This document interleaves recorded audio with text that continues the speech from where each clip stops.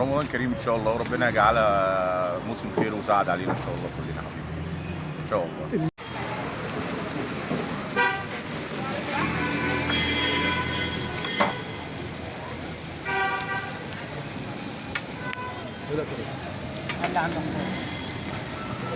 كل سنه طيب. الصحة والسلامة. رمضان بالليل عامل معاك ايه؟ هو رمضان بالليل أحسن من بالنهار شوية عشان الناس بتبقى صايمة ومفيش شغل، إلا مثلا لو حد فاطر مبيبقاش في شغل زي